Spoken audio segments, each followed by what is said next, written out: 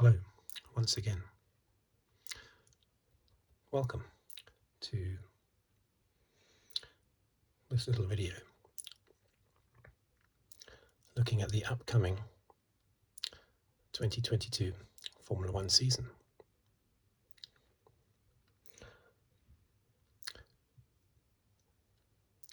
I'm going to write down all the teams and all the drivers, and then give my idea as to how they will perform.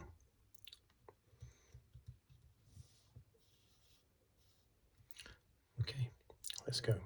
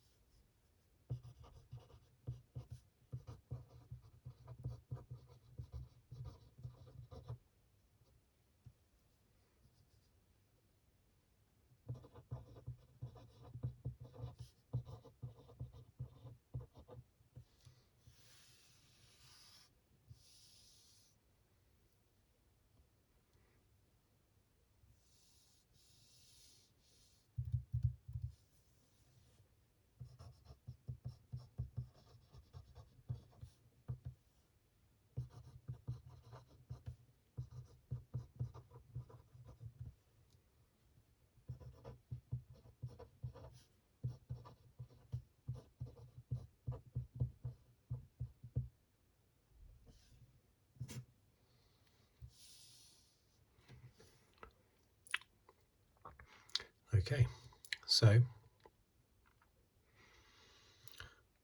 that is all 10 teams and 20 drivers taking part in the 2022 World Championship this year, which is supposed to be 23 races, but Russia is no longer happening, so it might be 22, or I think they're going to slip in another circuit from somewhere to keep it at 23 possibly. There you go. Now let's maybe get a red pen.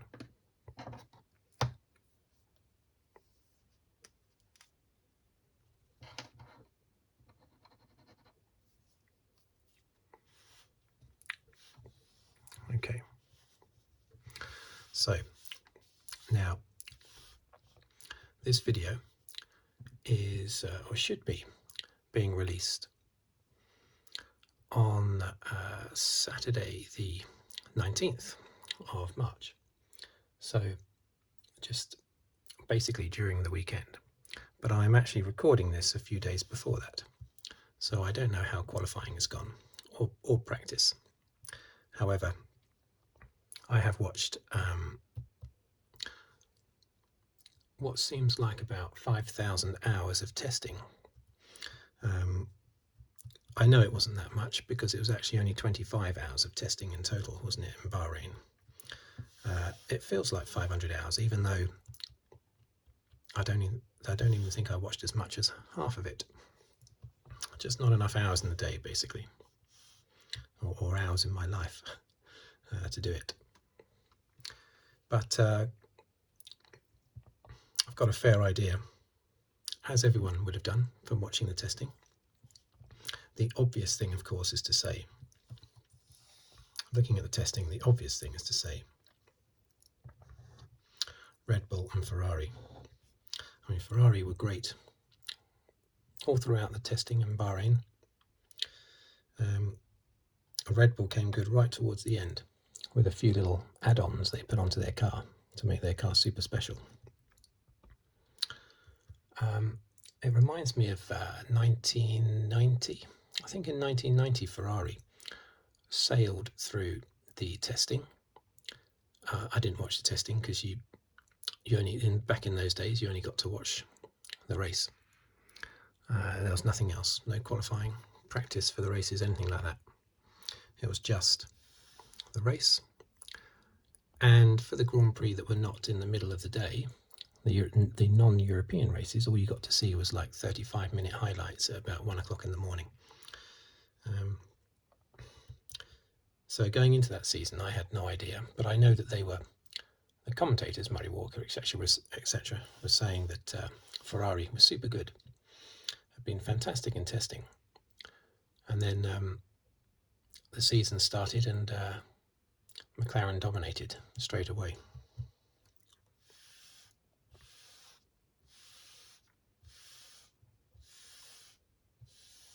Although, of course, Ferrari did come back. And now, was that 1990 or 1989? I'm digressing a little bit from 2022, aren't I?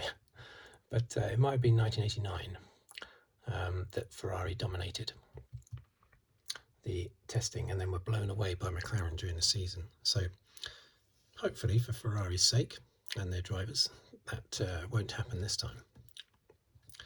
They do look very good. Their car looks lovely, apart from the nose. The nose looks a little bit, I don't know, I just don't know if it's my imagination, it just looks a little bit short, a little bit stubby. But apart from that, it looks great. The best second car is the McLaren, I think. I don't know how they make that colour scheme work. What is it? It's orange, light blue and black, isn't it? I mean, I don't know how they make that work, but they do. And the car itself looks great. It seems to be super fast in a straight line. The only problem is when you have to brake for corners. And McLaren doesn't seem to be doing very well with its braking at the moment, which will be a bit of an issue, of course. I'm really hoping McLaren do very well. But it looks like Ferrari and Red Bull, now Mercedes, have had a rough time of it in testing, or have they? Or has it all gone according to plan?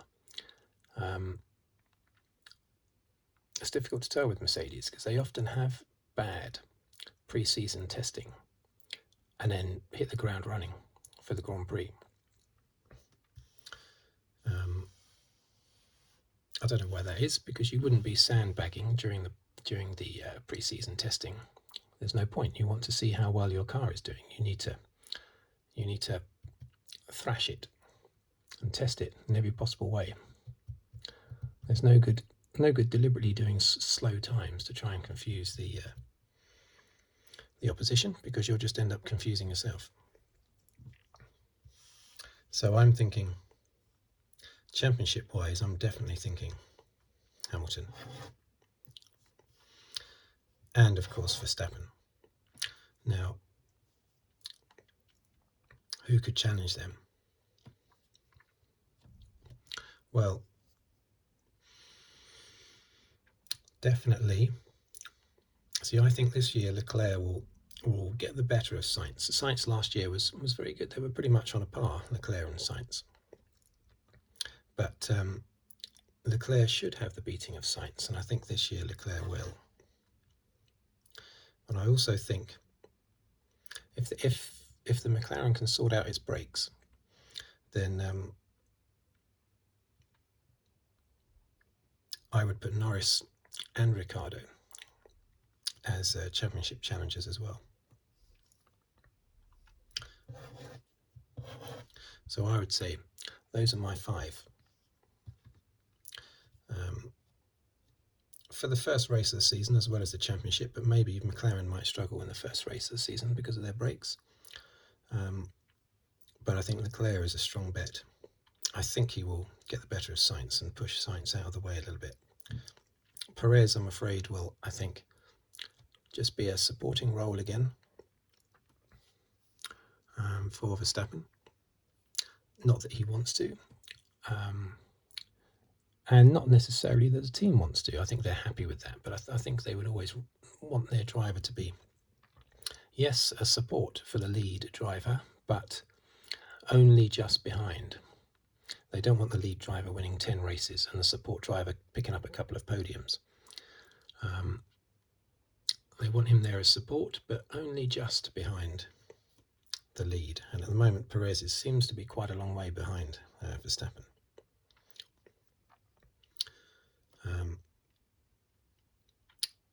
The weakest teams, going by testing, seem to be Alfa Romeo. It's tricky to say, isn't it? But I mean, Alpine did quite well, and Alfa Romeo actually did quite well at the end of testing. But were they doing it on low fuel runs and things like that? I didn't watch the testing. I didn't watch all 25 hours of it, so I didn't follow it close enough to know all the details about what they were running tyre-wise and fuel-wise. But if I had to guess at the weakest ones at the moment, I would say Alfa Romeo, Alpine, Aston Martin, and I don't want to say Williams. I want to put them midfield. See, Haas as well. Haas have not done much running, but the talk is that their car seems quite good. That's what they're saying about Williams, that the Haas and the Williams both seem quite good, whatever that means.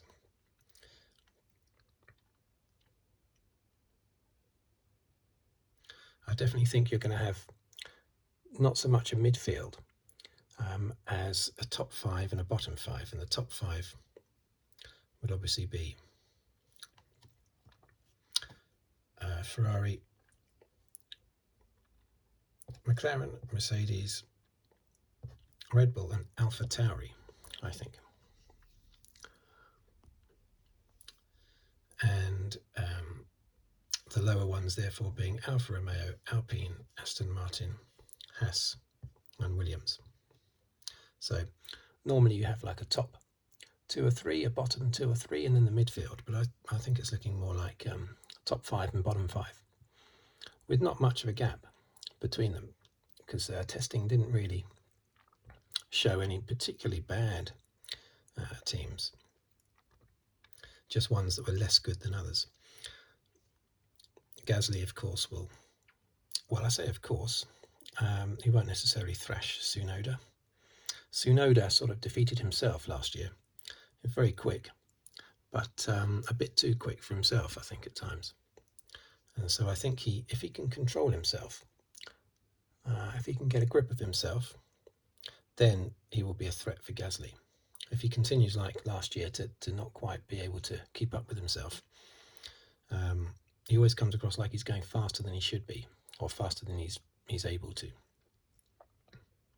A bit like me when I run. I'm 50 years old, and whenever I run, I normally fall over because my legs start going too fast. I can't keep up with my legs, basically, and I fall over. It's a bit like that, I think, with Yuki Tsunoda, but he's definitely got the speed. So if he can get a grip of himself, he could be the biggest improver from last year, I think, Tsunoda. No longer the rookie. Unfortunately, I don't think Alonso is going to have the great return that he was looking for in the Alpine. You never know, it might come good, but I definitely put Alpine in the bottom 5. It would be interesting to see those two drivers against each other. Ocon is definitely good enough to beat Alonso now. So that'll be very interesting. And the Aston Martin I put in the same sort of bracket as Alpine. Not great in testing. They had a few good runs, but not enough to put them in my top 5, I'm afraid. But Vettel, as I've said before, you give him half a chance and his confidence rises. And a confident Vettel is a 4-time world champion, basically. So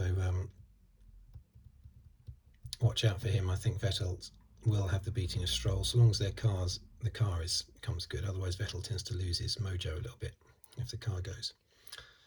And yeah, Albon and Latifi. Albon should comfortably defeat Latifi. I'm afraid Latifi just doesn't seem to. He was in Formula 2 quite for a number of years, wasn't he? But he just doesn't seem to be able to, do what needs to be done. Basically, certainly wasn't threatening George Russell last year at all. So Albon should have the beating of Latifi. Now Albon could well be like Russell last year. He may well drive out of his socks beyond what the car can do because he'll be relaxed. He's supposed to be a fantastic driver. Apparently Lando Norris had a poster of him on his wall. I mean, that's how, not since they've been Formula One drivers, but when they were younger, because Albon was a bit older. In their karting days, I think he had a poster of Alex Albon on his wall. I think that's quite something. But yeah, Alex Albon. So Yuki Tsunoda and Alex Albon, those two I think could have the big, Tsunoda, the big turnaround from last year, and Albon will start to actually see what Albon can truly do, even though it's in a Williams.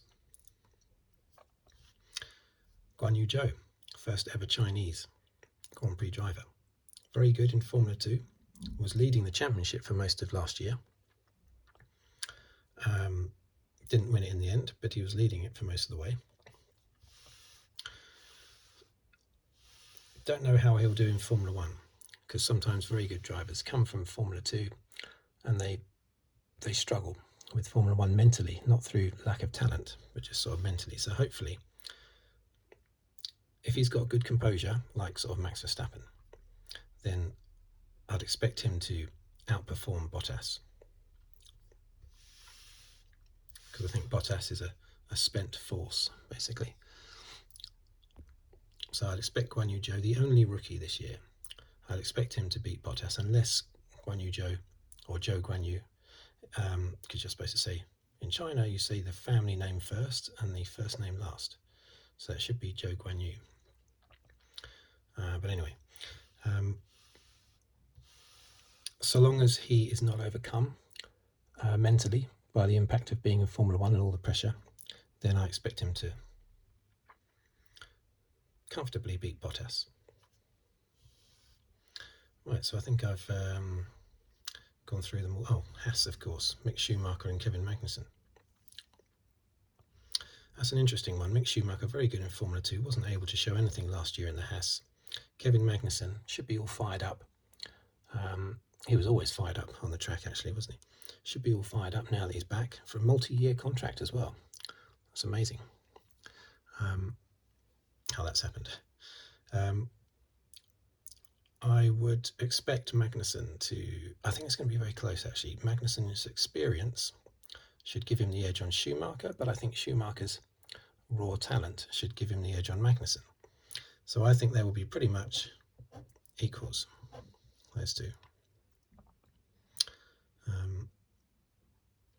As I think Alonso and Ocon will be. But Vettel should beat Stroll. But Haas is in my bottom 5 anyway. I mean, they keep saying the car is better than last year, but that's not saying much, is it? As I'm sure Haas would admit themselves. Anyway, that's my little prediction. As I say, this is going out on Saturday, but I'm recording this a few days before that. So I don't know what's happened over the weekend, only what's happened in testing. But these are my 5: Leclerc, Norris, Ricciardo, Hamilton, Verstappen for the title. And for the race win on Sunday, I would tend to suggest either Leclerc, Hamilton or Verstappen. I'm still saying Hamilton, even though Mercedes have not done well in testing, because I think they're going to pull one out. I'm sort of ignoring, I haven't mentioned George Russell at all, have I? That's very odd. I've not mentioned him. I think Russell... Is Russell about first? I suppose, yeah. I'll tell you what the hell, I'm going to circle Russell for the championship. I don't know why I didn't before. So, 6. Both McLarens, both Mercedes, 1 Ferrari, 1 Red Bull. I think Sainz is good, but I think Leclerc is just going to pull the team towards him. And Ferrari has a habit of sort of like veering towards one driver, so they've got a history of that anyway. So for the actual race win this weekend, I would say Leclerc, Hamilton, Russell or Verstappen. Outside chance for Sainz and Perez. There you go, but I don't think the McLarens, as regards the actual race on Sunday, I don't think the McLarens will be able to do anything until they get their brakes sorted. Anyway, let's hope they work a little bit in the race, otherwise it's going to be quite nasty for them. Anyway, there you go. That's my little bit of prediction there. And we'll see how everything goes, I should say, tomorrow, for the race tomorrow. Thank you for watching, thank you for listening. And I'll see you on the next video.